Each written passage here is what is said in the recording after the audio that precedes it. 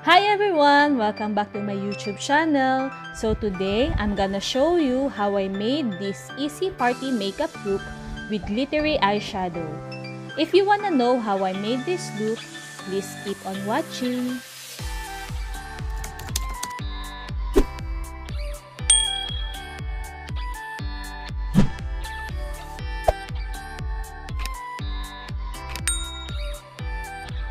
First, I'm gonna moisturize my face using Eye White Aqua Moisturizer. This is one of my favorite products before putting makeup because it is water-based and is easily absorbed by the skin, leaving no sticky feeling at all.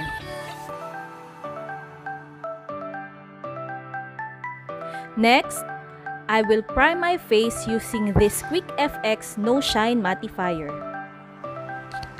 I've been using this product for a very long time now, and I can say that it is really good for oil control and it gives instant coverage for fine lines and pores.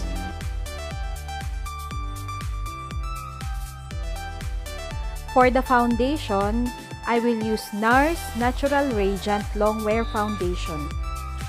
I like to put some product on a mixing palette and spread it using my silicone blending sponge before applying it on my face.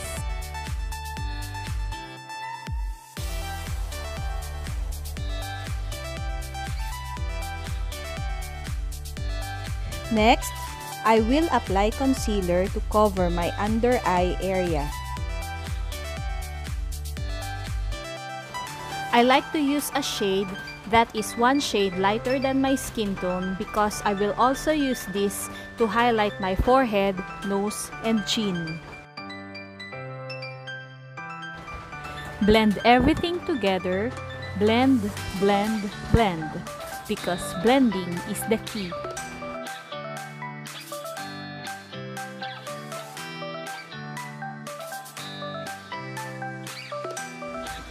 To set my makeup, I used Coty Airspun Loose Powder. Apply it all over your face. This will help your foundation last longer.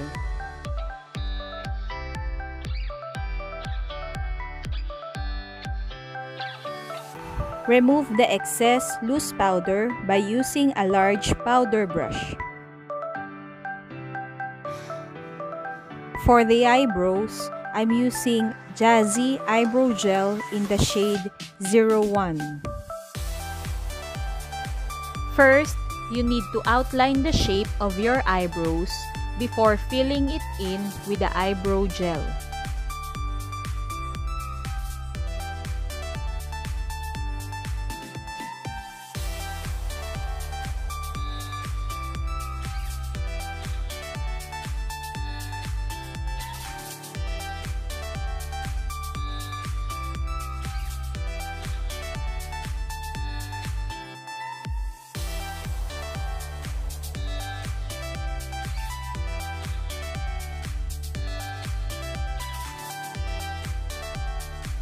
Then, I will brush up my eyebrows using Glam Brow Eyebrow Gel. This will help you achieve a feather-looking brows and it makes it look thicker and more natural.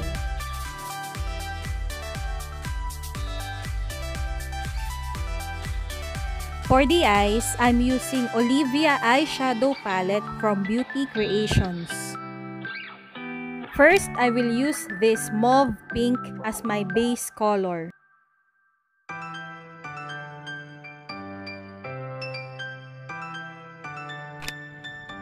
Then I apply this dark brown eyeshadow at the outer corner of my eyelids.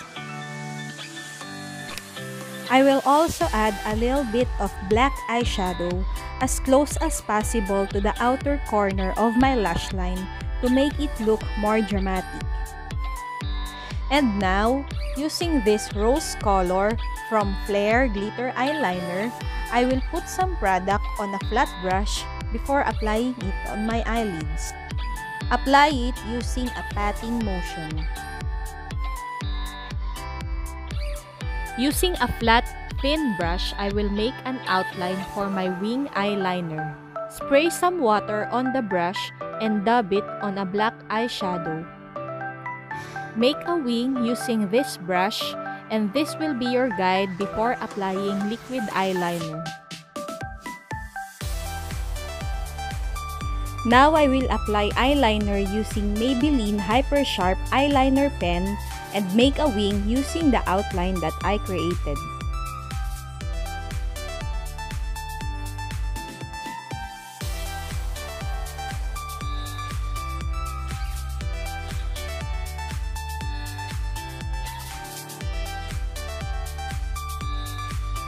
Apply dark brown eyeshadow on your lower lash line and blend it using a clean blending brush.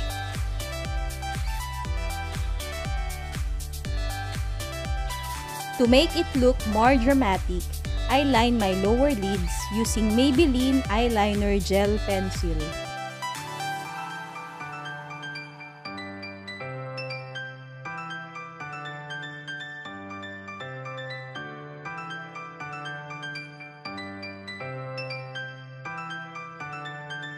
I also add glitter eyeliner at the inner corner of my lower lash line.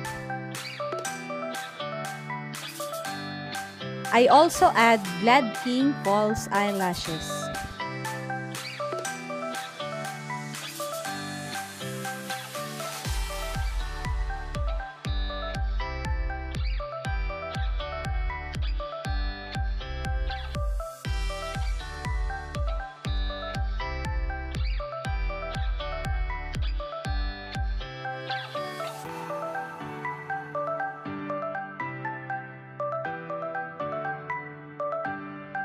Finally, it's time for contour. I use FS Cosmetic Contour Palette. This is one of my favorite contour palette because it's very pigmented and it's easy to blend.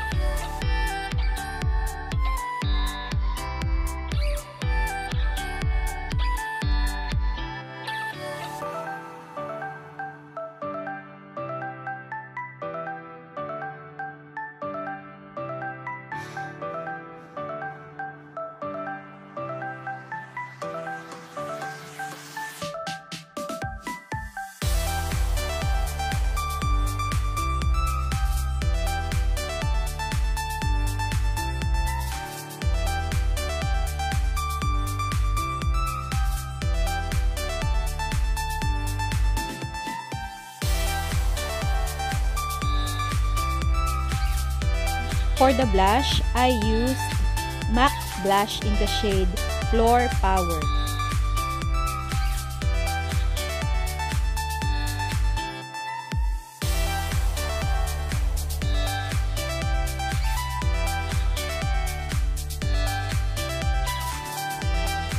Now I will add shimmer highlighter from FS Cosmetics Contour Palette.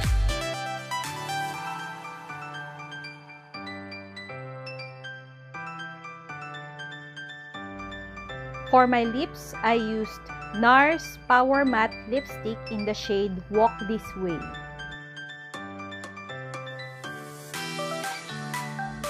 So that's it for my party makeup look tutorial. Try doing this to yourself and tag me on your photos. If you enjoy watching this video, don't forget to hit the thumbs up and subscribe button. Thank you for watching!